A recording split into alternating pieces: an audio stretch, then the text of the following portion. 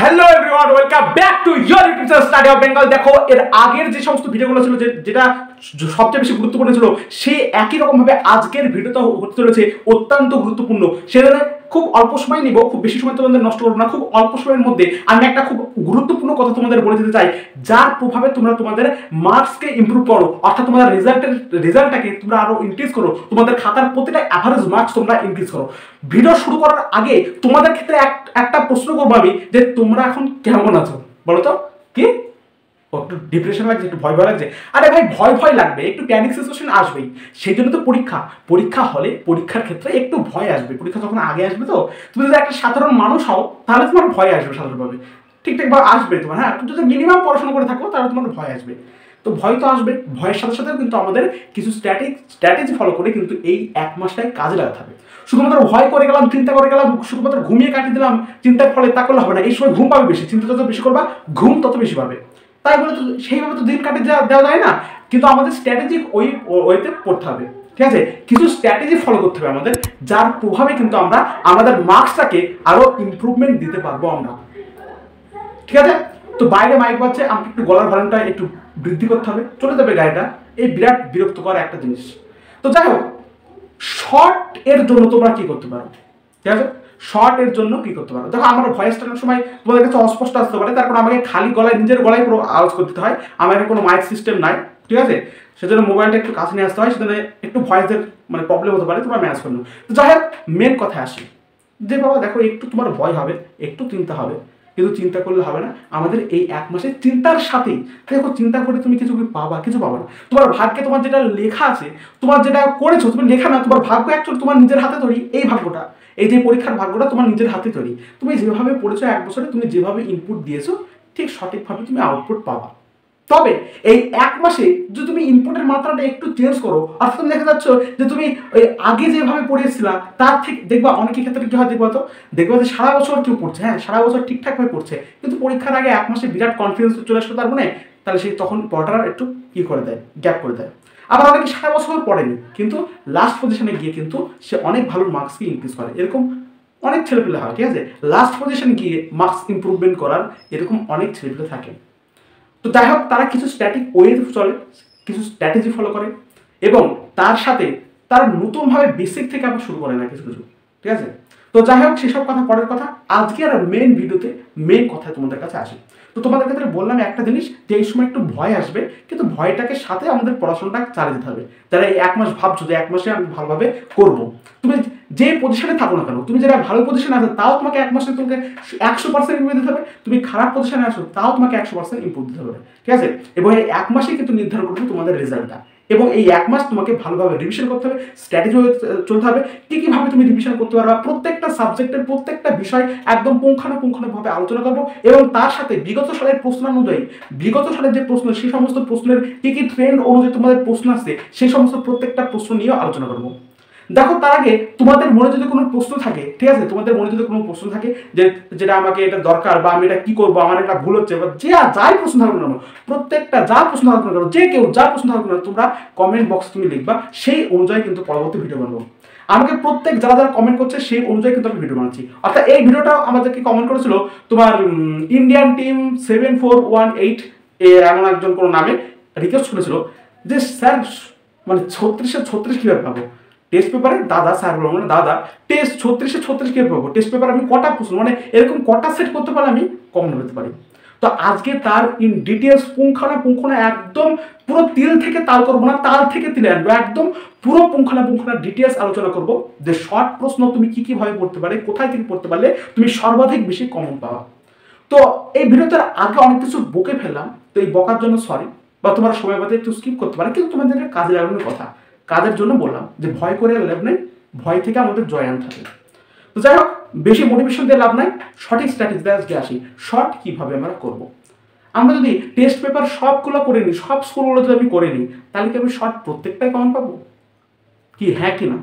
Short তুমি সেখানে, আমি বলবো, তুমি যদি কোনো একটি টেস্ট পেপার, যে কোনো একটা টেস্ট পেপার হয় যেটা তোমার, যেটা উত্তর দেওয়া থাকে, তুমি এর আগে বলেছিলাম যে যারা মনে হচ্ছে যে একটু লো পজিশনে আসো, যারা ভালোভাবে পড়ানো রিভিশন দিতে পারো, তারা যে সমস্ত টেস্ট পেপার উত্তর দেওয়া থাকে সেই সমস্ত টেস্ট পেপার কিনবা। এবার যদি প্রত্যেকটা সেট তুমি করো, একটা টেস্ট পেপারের জন্য তুমি প্রত্যেকটা সেট করো, তাহলে তুমি কত পার্সেন্ট কম হতে পারে? তুমি ওখানে আমি ম্যাক্সিমাম বলে দিচ্ছি, তোমার ওখানে যদি তুমি টেস্ট পেপারে সব প্রশ্ন সলভ করো, তাহলে তুমি ওখান থেকে তোমার মোটামুটি 5-6টা প্রশ্ন এরকম ব্যতিক্রম হতে পারে, বা তাও ঠিকঠাক নেই, ঠিক আছে, 5-6টা প্রশ্ন ব্যতিক্রম হতে পারে, তাও তুমি আচ্ছা ধরতে পারি 29-30 তুমি ধরতে পারো, একদম শিওর। তার থেকে বেশি হতে পারে, তুমি যদি একটা টেস্ট পেপারের প্রত্যেকটা সেট তুমি সেরে নাও, তার থেকে বেশিও হতে পারে, তার থেকে কম হবে না। তুমি মিনিমাম ধরে নিতে পারো 36-এর মধ্যে 29-30 তো তুমি কমন পাচ্ছই, আর বাদ বাকি তুমি হল কানেকশনের মাধ্যমে কিছু কানেক্ট হয়ে যেতে পারে, 32-33 বা 34 কানেকশন হয়ে যেতে পারে, এটা কোনো মানে নেই, ঠিক আছে। তার আগে একটা খুব গুরুত্বপূর্ণ গোপন ট্রিক্স বলছিলাম না, খুব গুরুত্বপূর্ণ যে কথাটা, সেই কথাটা আসি। কি কথা? সেই কথা হচ্ছে, দেখো যে শর্টটা অ্যাকচুয়ালি, দেখো তো প্রশ্নের যে মডেলটা, চুপ শুনুন, কাউকে বলবো না, ঠিক আছে, চুপ করে শুনুন, ঠিক আছে, গোপন ট্রিক্স যেহেতু বলছি। দেখো প্রশ্ন অ্যাকচুয়ালি কীভাবে তৈরি হয়, আমি একটা কথা বলছি। রায় ও মাটির সহায়িকা তোমাদের নিশ্চয়ই পরিচিত আছে, রায় ও মাটির সহায়িকা একটা খুব গুরুত্বপূর্ণ বই এবং খুব ভালো বই। যারা এই বইটা পড়ো তাহলে তারা বুঝতে পারবা যে কমন, তাদের কাছে এখন প্রায় প্রশ্ন কমন চলে এসেছে। কেন আমি বলি, রায় ও মার্টিন যে সহায়িকা, সেই সহায়িকার যে সমস্ত মানে তোমার প্রশ্ন খুব ইম্পর্টেন্ট, দেখবো সহায়িকার ইম্পর্টেন্ট প্রশ্নগুলোতে কিন্তু স্টার দেওয়া থাকে, 1টা স্টার, 2টো স্টার, 3টে স্টার, এরকম স্টার দেওয়া থাকে। যে সমস্ত প্রশ্নগুলো ইম্পর্টেন্ট, অর্থাৎ স্টার দেওয়া প্রশ্নগুলোই তো, সেই স্টার দেওয়া প্রশ্নগুলোর মাধ্যমে কিন্তু কোয়েশ্চেন ব্যাংক তৈরি হয়, মানে প্রশ্নবিদ্যা যেটা বলি। দেখবা প্রশ্নবিদ্যা রায়মাটির সহায়িকা, যেহেতু রায়মাটির যেহেতু একটাই সংস্থা, সেজন্য প্রশ্নবিদ্যাটা কিন্তু একই। এবার এই প্রশ্ন বিচিত্রা থেকে কিন্তু টেস্ট পেপারের সমস্ত শিক্ষকরা এই প্রশ্নবিদ্যাকে ফলো করে, কিন্তু যখন টেস্টের প্রশ্ন করে তো তখন কিন্তু প্রশ্নবিদ্যাকে ফলো করেই করে, 100% প্রশ্নবিদ্যাকে ফলো করে কিন্তু তারা প্রশ্ন করে। এবার এই প্রশ্নবিদ্যা থেকে যে সমস্ত প্রশ্ন করে টেস্ট পেপার করলো, এবার এই টেস্ট পেপার থেকে আবার তোমাদের প্রশ্ন তৈরি হয়, তোমাদের পর্ষদ থেকে যে সমস্ত প্রশ্ন আসে সেগুলো টেস্ট পেপার থেকে ইনক্লুড করে কিছু কিছু জায়গা থেকে টেস্ট পেপার থেকে তৈরি হয়। তাহলে তুমি বুঝতে পারলা এর প্রাথমিক সূত্র কোথা থেকে শুরু হলো? রায় ও মার্টিন সহায়িকা থেকে। রায় ও মার্টিন সহায়িকা থেকে তোমার কি হলো? কোয়েশ্চেন ব্যাংক তৈরি হলো। কোয়েশ্চেন ব্যাংক থেকে তোমার কি হলো? টেস্ট পেপার তৈরি হলো। টেস্ট পেপার থেকে তোমার কি হলো? প্রশ্ন তৈরি হচ্ছে। তাহলে আমি বুঝতে পারছো যে প্রাথমিক সংযোগ এদের রায় ও মার্টিন সহায়িকা। একটা গুরুত্বপূর্ণ বই তোমাদের ক্ষেত্রে বলে যাচ্ছি, রায় ও মার্টিন সহায়িকা একটা খুব গুরুত্বপূর্ণ বই। এর সম্পর্কে, রায় ও মার্টিন সহায়িকা সম্পর্কে ইন ডিটেলস পরে একটা ভিডিওতে আনবো। তার আগে তোমাদের পরীক্ষার, মাধ্যমিক উচ্চ মাধ্যমিক পরীক্ষার সমস্ত পিআইকিউগুলোকে অ্যানালাইসিস করে আমাকে একজন রিকোয়েস্ট করেছে, সেই সমস্ত পিআইকিউ অ্যানালাইসিস করে কিছু কিছু গুরুত্বপূর্ণ প্রশ্ন তোমাদের সামনে তুলে ধরবো, ঠিক আছে। তো যাই হোক, যেটা বলছিলাম যে রায় ও মার্টিন সহায়িকা তুমি যদি পড়তে পারো এই মুহূর্তে শর্টের জন্য, আমি বলছি তোমার ধর মনে হচ্ছে যে শর্টে তুমি যদি টেস্ট পেপার যদি সব করে নিতে পারো, তো আর যদি তুমি প্রত্যেকটা সেট করতে পারো, আমি কোনো 1টা 2টো সেট বলবো না, 10টা সেটও বলবো না, তোমাকে প্রত্যেকটা সেট করতে হবে। তোমাকে যদি 30 কমন পেতে হয়, তুমি এমসিকিউ এর ক্ষেত্রে প্রথমত বলছো, এমসিকিউ তোমাকে যদি 29 বা 30 যদি কমন পেতে হয়, তো তাহলে তোমাকে প্রত্যেকটা সেটই করতে হবে, একটা সেট বাদ দিলে হবে না, ঠিক আছে, প্রত্যেকটা সেট। নাহলে তুমি সিওরিটি প্রদান করতে পারবে না। যে কোনো একটা টেস্ট পেপার ফলো করো, তুমি পারলে 2টো টেস্ট পেপার নাও, 2টো টেস্ট পেপার তুমি একটা টেস্ট পেপার সম্পূর্ণটা, আর টেস্ট পেপার অর্ধেক মানে 5-6টা স্কুল নাও, এবার তুমি চেক করো, তুমি সেখান থেকে কিন্তু 100% কি 95% তুমি বলছি কমন পেতে পারো, কিন্তু 30-31 নাম্বার।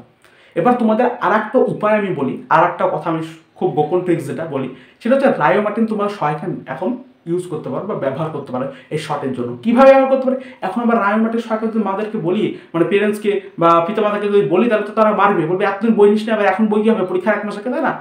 তো কি করবা? তোমাদের কোনো বন্ধু বা বান্ধবের কাছে খোঁজ নিবা, দেখবা কারোর কাছে রায় ও মার্টিন সহায়িকা থাকবে যে কোনো বইয়ের ক্ষেত্রে। তাকে বলবা যে তোর একটা রায় ও মার্টিন সহায়িকা একটুখানি দে, আমার কোনো একটা বই নেই, তাকে কোনো একটা লেনদেন প্রথা বুঝো না, লেনদেন করবা, লেনদেন করতে শেখো, তাহলে সব কিছু সম্ভব। তাহলে কি হবে? সে তোমাকে কি করবে? বইটা দেবে, তাহলে তুমি কি সেই বইটা থেকে পড়তে পারবা, আরামসে খুব দারুণভাবে পড়তে পারবা। কি পড়বা সেটা আমি বলি। শর্ট প্রশ্নে তুমি যদি শর্ট প্রশ্ন দেখো, তাহলে শর্ট প্রশ্নের মোটামুটি দেখবা শর্ট প্রশ্নের মধ্যে যে স্টার দেওয়া প্রশ্ন কোনগুলো, 1টা স্টার বা 2টো স্টার বা 3টে স্টার, 1টা স্টার না দিলেও হবে। তুমি মূলত এখন যদি 2টো স্টার আর 3টে স্টার দেওয়া প্রশ্নগুলো যদি সব পড়ে ফেলতে পারো চ্যাপ্টার থেকে, তাহলে তোমার শর্ট নেওয়ার কোনো চিন্তাই থাকবে না। তারপর ম্যাক্সিমাম টেস্ট পেপারের প্রশ্ন তুমি দেখতে পাবা ওই 2টো স্টার বা 3টে স্টারের প্রশ্ন থেকেই কিন্তু ইনক্লুড করা আছে। আমি তোমাদের গোপন ট্রিক্স বলে দিলাম। অর্থাৎ তুমি টেস্ট পেপারে রায় ও মার্টিনের সহায়িকা তুমি প্রত্যেকটা শর্ট সেরে ফেলতে পারো, প্রত্যেকটা যে 2টো স্টার বা 3টে স্টার, 1টা স্টার বলছে না, 1টা স্টার অনেক ক্ষেত্রে থাকে, যারা 1টা স্টার করতে পারবে তারা অনেক ভালো, তারা তো অনেক ভালো, কিন্তু 2টো স্টার বা 3 স্টার, 2টো বা 3, দেখো রায় ও মার্টিনের সহায়িকা হলে শর্ট কিন্তু অনেক থাকবে, 500-600টা শর্ট থাকবে, তাই একটা চ্যাপ্টারে কিন্তু তোমার স্টার দেওয়া থাকবে মূলত 50টা বা 60টা বা 30টা বা 40টা স্টার দেওয়া থাকবে, শুধুমাত্র স্টারগুলোই তোমাদের করতে হবে, আর কোনো কথা বলছি না। এই স্টারগুলো যদি তুমি কভার করতে পারো, তুমি সেখান থেকেও কমন পাবে। অর্থাৎ তুমি যদি এই দুটো জিনিস করতে পারো, টেস্ট পেপারে যে কোনো একটা টেস্ট পেপার প্রত্যেকটা ম্যাক্সিমামটা করার চেষ্টা করো। আমি দেখো প্রত্যেকটা বলছি মানে প্রত্যেকটা ধরো 20টা সেট আছে, তারপর তুমি আমি মিনিমাম ধরলাম 15টা করে সেট করো, 15টা সেট করো, 15টা একদম পুরো এমসিকিউ কথা বলছি, এমসিকিউ 15টা সেট করো। 15টা সেটের পরে তুমি কিন্তু রায়ো মার্টিন ইউজ করো। রায়ো যদি এই সমস্ত প্রশ্নগুলো পড়ে ফেলতে পারো, তোমার কোনো প্রশ্ন আটকাবে না। আর এমসিকিউ এমন একটা জিনিস, তো এমসিকিউ এমন একটা জিনিস, সে জিনিসটা হচ্ছে কি, তুমি যদি পড়ো তো জিনিসটা, তুমি যদি ধরো উত্তর দেখে রাখবে যে এই উত্তরটা এটা হবে, তাহলে তোমার কিন্তু সেটা মাইন্ডে সেট হয়ে যায় অটোমেটিক। সেটা আবার মন থেকে আরো মুখস্থ করতে হয় না, মানে খুব জোর দিয়ে মাথায় বেশি জোর দিতে হয় না এমসিকিউ মুখস্থ করার জন্য। এমসিকিউ তুমি যদি অপশন দেখে থাকো তো, তাহলে তোমার আয়ে সেট, মানে চোখে সেট হয়ে থাকে সেই অপশনটা, ঠিক আছে। সেজন্য এমসিকিউ তো বেশি জোর লাগে না, তুমি যদি ওই এমসিকিউ তুমি দেখে দাও তাহলে আরামসে নামিয়ে দিতে পারবা। সেজন্য আমি বলেছিলাম যাদের এই মুহূর্তে একটু দুর্বল মনোভাব আছো, তারা যে টেস্ট পেপার উত্তর দেওয়া থাকে সেই টেস্ট পেপারকে ইউজ করবা, সেই টেস্ট পেপার শর্টগুলো সম্পূর্ণ পড়ে নেবে। সেকেন্ডে তুমি রায়ো মার্টিনের তুমি যে কোনো আগে রায়ো মার্টিনের 6টা 2টা বা 3টা শর্ট সব পড়ে ফেলতে পারবে। সব যদি পড়ে ফেলো দেখো সব প্রশ্ন তুমি টেস্ট পেপারে পেয়ে যাচ্ছে। তাহলে বুঝতে পারলে তো, শর্টের জন্য মূলত এমসিকিউ এর জন্য তুমি কিন্তু এটা ফলো করতে পারো। আর এসিকিউ এর জন্যও একই কথা, এসিকিউ এর জন্য তুমি যে কোনো টেস্ট পেপারের 15টা সেট ফলো করতে পারো। তবে এসিকিউ এর ক্ষেত্রে আমি বলবো, এসিকিউ এর ক্ষেত্রে সবচেয়ে গুরুত্বপূর্ণ যেটা ভূমিকা পালন করে সেটা কিন্তু রায়ো মার্টিনের সহায়তা।